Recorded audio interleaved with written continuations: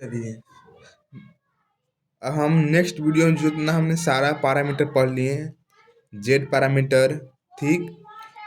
Z parameter क्या बोलते हैं? ओपन सर्किट इम्पीडेंस पैरामीटर, ठीक। दूसरा का पढ़े थे हमने वाई पैरामीटर, इसको क्या बोलते हैं? एडमिटेंस या शॉर्ट सर्किट पैरामीटर। थर्ड में पढ़े थे एच पैरामीटर। एच पैरामीटर को क्या बोलते थे? हाइब्रिड पैरामीटर, ठीक। फोर्थ क्या पढ़े थे? टी पैरामीटर, इसको क्या बोलते थे? और ABCD पैरामीटर। चारों पैरामीटर हमने पढ़े हैं अच्छे से, चारों का सर्किट पढ़े हमने, ब्लॉक डायग्राम पढ़े हमने, चारों का इक्वेशन पढ़ा मैंने हम लोगों ने, ठीक। उतना हम लोग को याद रखना है। अब हम सारा पैरामीटर पे बेस्ड हम क्वेश्चन पर मतलब प्रॉब्लम कराने जा रहे हैं, जो कि एग्जाम में ऐसे ही आएगी। और मतलब जो भी मतलब क्वेश्चन आएगा आपको सारा पैरामीटर को फाइंड करने के लिए पूछेगा। जैसे कि एक सर्किट दे देगा, ठीक। उसमें बोलेगा Z parameter, find the Z parameter. फिर बोलेगा वाई पैरामीटर, एच पैरामीटर और टी पैरामीटर को फाइंड करें इस सर्किट में, ठीक। तो आपको इस सर्किट में फाइंड करने पड़ेगी। जैसे कि सबसे पहले पूछा है हमें, देखिए एक मिनट, सबसे पहले हमें हमसे पूछा है जेड पैरामीटर फाइंड करने के लिए। यहाँ पर find the Z parameter, Y parameter, H parameter and T parameter. तो सबसे पहले हम जेड पैरामीटर फाइंड करेंगे। एक क्वेश्चन आ गया, ये 6 मार्क्स में पूछ सकता है, ठीक ना। पूछ सकता है ना, 6 मार्क्स में ही पूछेगा। अगर एक पैरामीटर पूछेगा तो 4 मार्क्स में पूछेगा, लेकिन अगर हम 2-3 पैरामीटर दे दिया तो 6 मार्क्स में पूछेगा। एक सर्किट है, इसमें एक I1 करंट फ्लो रहा है, ये 3 ओम है, ये 5 ओम है, और एक एक डिपेंडेंट करंट सोर्स है। यहाँ पर एक 1 ओम, यहाँ पर I2, ये है आउटपुट पोर्ट V2, यह है इनपुट पोर्ट V1। अब इनको जेड पैरामीटर फाइंड करना है, तो हमको इक्वेशन याद होना चाहिए कि जेड पैरामीटर इक्वेशन क्या होता है। हम देखिए पहले ही लिख के बैठ चुके हैं। जेड पैरामीटर क्या होता है इक्वेशन? यहाँ V1 V2 होता है, I1 I2, ये यहाँ होता है। जेड रहेगा तो जेड यहाँ लिख देंगे 1 1 1 2 2 1 2 2। इसको हमको याद रखना ही पड़ेगा बस। अब हम चलिए इस इक्वेशन हम ये ऐसा इक्वेशन बना देंगे, तो कंपेयर करके हम यहाँ पर जो आएगा वो होगा Z11, यहाँ पर जो आ जाएगा वो हो जाएगा Z12, यहाँ पर जो आ जाएगा Z21, यहाँ पर जो आ जाएगा वो Z22 हो जाएगा। बस उसको फाइंड करना है। बस ऐसा इक्वेशन हमको बना देना है 2 को, ऐसा इक्वेशन बन जाएगा। तो हम उसका कंपेयर करके यहाँ हम Z11 का भी निकाल सकते हैं, Z12 का भी निकाल सकते हैं, Z22 का भी निकाल सकते हैं, Z22 का भी निकाल सकते हैं, Z21 का भी निकाल सकते हैं, चारों का वैल्यू निकाल सकते हैं।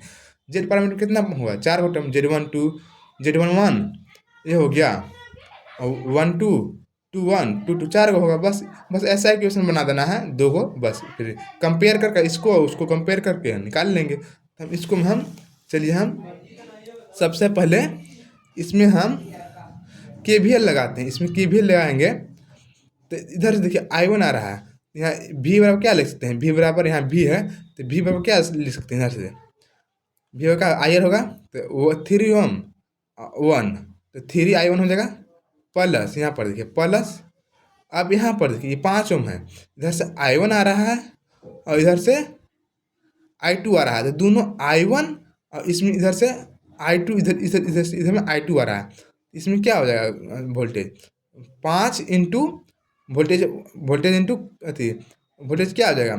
करेंट इंटू रेजिस्टेंस, यानी 5 इंटू I1 और I2 दोनों इसी की ओर आ रहा है। इसका डायरेक्शन देखिए, डायरेक्शन इधर से इधर आ रहा है, इसका I2 का डायरेक्शन इधर से इधर आ रहा है। तो 5 इंटू I1 प्लस I2 हो जाएगा, 5 इंटू I1 प्लस I2।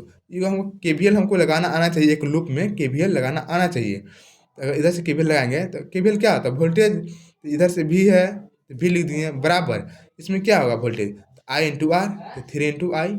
इसमें क्या होगा? 5 इंटू आई, यानी I1 प्लस I2। यहाँ 5 इंटू I1 प्लस I2। अब जो सॉल्व करेंगे V1 इक्वल टू 3I1 यहाँ, और 5 में आई से गुना तो 5I1, 5I1 और 3I1 8I1, और 5 में I2 से गुना करते हैं 5I2। अब देखिए पहला इक्वेशन में इसको लिखिए V1 equal to 5I1 plus 5I2, ठीक, पहला इक्वेशन। अब इसमें KVL लगाएंगे तो V2 बराबर क्या हो जाएगा?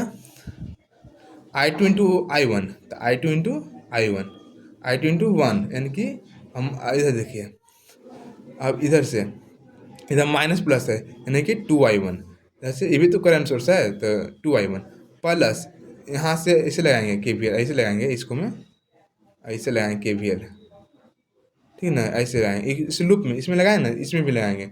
V2 equal to I2 into 1 minus 2I1, अब इसमें लगाएंगे 5 इंटू I2 प्लस I2 का, इधर से भी I2 आ रहा है, इधर से भी I1 आ रहा है, इसे हमने एक लिख दिया।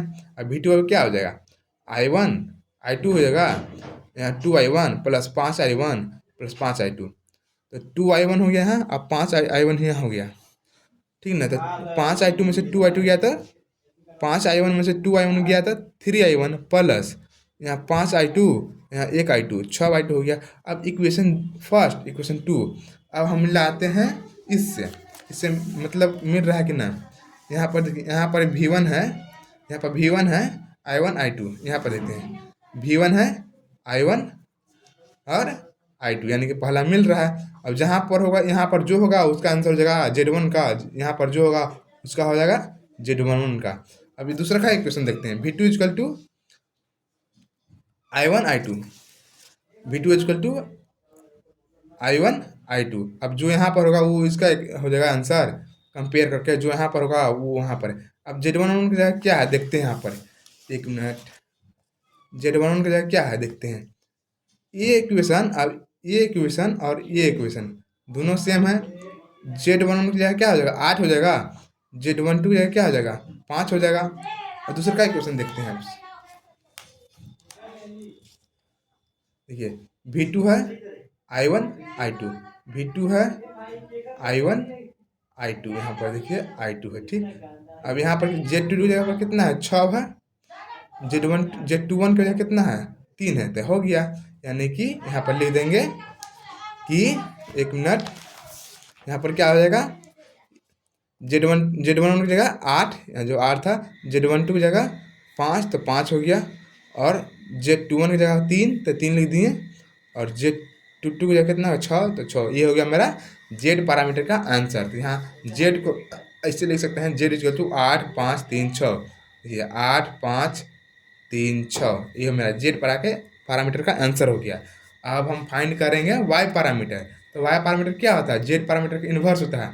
तो कुछ नहीं करेंगे, इसको निकालने के लिए उतना इक्वेशन नहीं निकालेंगे, ये इक्वेशन नहीं बनाएंगे, जेड वाई को क्या करेंगे, इन्वर्ट कर देंगे। जेड को इन्वर्ट करने का मतलब क्या होता है, कुछ नहीं करना है, ये जहाँ 8 है यहाँ आ जाएगा, और 6 है तो यहाँ चल जाएगा। तो देखिए लिख दिए, सेम उसे 6 था यहाँ तो यहाँ भेज दिए, 8 था यहाँ तो यहाँ भेज दिए, और इस जगह में माइनस लगा देते हैं। बस इन्वर्स निकालने के लिए क्या करते हैं, मैथ में क्या पढ़े, इन्वर्स निकालने के लिए ये दोनों को उलट देते हैं, ये दोनों को साइन चेंज करते हैं, बस ये हो गया वाई पैरामीटर। अगर वाई पैरामीटर निकालना हो, अगर चेक करना हो, तो आप ऐसी इक्वेशन बनाइए और ऐसा आ जाएगा। देखिए हमने पढ़ रखा है कि जो वाई पैरामीटर होता है जेड पैरामीटर का इन्वर्स होता है, तो बस उसको उल्टा कर देंगे। तो वाई पैरामीटर को सॉल्व करने में हमको इतना इक्वेशन नहीं निकालना पड़ेगा, जैसे KVL लगा करके V1 इक्वल टू इतना, V2 इक्वल टू इतना, फिर कंपेयर करेंगे ये दोनों का, इसको और इसको, तो हमको Z11 को वैल्यू 8 आएगा, Z21 को वैल्यू 5 आएगा, Z21 को 3 आएगा, Z22 को वैल्यू 6 आएगा। तो इतना हमको नहीं करना पड़ेगा, इसको में आसान हो जाता है। अब हम उसी हम फाइंड करेंगे H पैरामीटर। तो H पैरामीटर को हम सबसे पहले क्या करेंगे, एक हम इक्वेशन बना लेंगे, ठीक ना। अब इतना हम रहने देते हैं, अगले वीडियो में हम H पैरामीटर के इसका वैल्यू को फाइंड करेंगे, और एक बचेगा T पैरामीटर, ठीक ना। तो बस वैसे आपको केवल ना इक्वेशन बना लेना है उस फॉर्म में। अगर H पैरामीटर निकालना है तो H पैरामीटर के फॉर्म में इक्वेशन बना लेना है, फिर उसको कंपेयर करके जहाँ जहाँ H11 होगा उसको कंपेयर करके उसका आंसर लिख देना है। वैसे T पैरामीटर ABCD पैरामीटर को बोलते हैं, उसको भी वैसे निकालेंगे। सबसे पहले एक T पैरामीटर इक्वेशन आना चाहिए, तब उसको कंपेयर नहीं कीजिएगा, तब आकर उसका आंसर निकालिएगा। तो हमने 2 पैरामीटर का सॉल्व कर लिया है, एक Z पैरामीटर का आंसर, एक Y पैरामीटर का। अब 2 बचा है H पैरामीटर और T पैरामीटर। आपको इसको खुद, आपको हमने तो इक्वेशन बता रखा है, आपको यूट्यूब पर सर्च करना है कि H मतलब problem based on H parameter और problem based on ABCD parameter, इसको क्या बोलते हैं, एक ABCD पैरामीटर, ठीक। इस पर प्रॉब्लम करना है, क्वेश्चन करना है। आप यूट्यूब पर डायरेक्ट सर्च मारिएगा, problem based on ABCD parameter आ जाएगी। आपको इक्वेशन याद रखना है, हमने बता चुका है पिछली वीडियो में ABCD पैरामीटर क्या होता है इक्वेशन। आपको इक्वेशन बगल में रखना है, आपको फिर इसको क्वेश्चन को सॉल्व करना है, पहले वीडियो देखना है। ऐसे हम इसको भी सॉल्व कराएंगे, H पैरामीटर कैसे निकलेगा इसको में, और T पैरामीटर कैसे निकलेगा जिसको बोलते हैं ABCD पैरामीटर। उसके बाद हम कुछ हम मैंने कन्वर्जन पढ़ाएंगे, जेड से वाई में कैसे कन्वर्ट करेंगे, वाई से जेड में कैसे कन्वर्ट करेंगे, एच पैरामीटर से हम ABCD पैरामीटर में कैसे कन्वर्ट करेंगे, कन्वर्जन पढ़ेंगे। एक दूसरे में कन्वर्जन पढ़ना भी जरूरी है। कन्वर्जन करने के लिए एग्जाम में आते हैं कि convert the Z parameter into Y parameter and convert the H parameter into ABCD parameter. तो आपको कन्वर्जन भी सीखना होगा। तो अभी पहले हम लोग जितना भी 2-3 क्वेश्चन, 1-2 क्वेश्चन और बेस्ट करेंगे सारा पैरामीटर को फाइंड करने के लिए। और एक पढ़ना हमको इंटर कन्वर्जन, जो कन्वर्जन पढ़ने, एक दूसरे से कन्वर्जन करने के लिए हमको पढ़ना है कि एक दूसरे कन्वर्जन कैसे करेंगे पैरामीटर में। फिर हमको पढ़ना है सिमेट्रिकल पैरामीटर और रेसिप्रोकल पैरामीटर। तो उसको भी हम एक और वीडियो बनाएंगे। बाकी बात 2 से 3 वीडियो में इस 2 पोर्ट नेटवर्क को ख़त्म कर देंगे। बाकी बात आप लोग को क्वेश्चन जितना प्रैक्टिस करना है, प्रीवियस ईयर क्वेश्चन देखना है और अपने से 2-3 क्वेश्चन खुद प्रैक्टिस करना है, तब आपको अच्छा से इसमें मतलब स्ट्रॉन्ग मतलब बनाने में आप लोग मतलब सक्षम हो पाएंगे अच्छे से। इसलिए अब हम इस 2 पैरामीटर को सॉल्व करेंगे बाद में। तब तक के लिए जितना हमने बताया है उसको पहले उसको रिकैप कीजिए, उसको अपने सॉल्व करने का प्रयास कीजिए।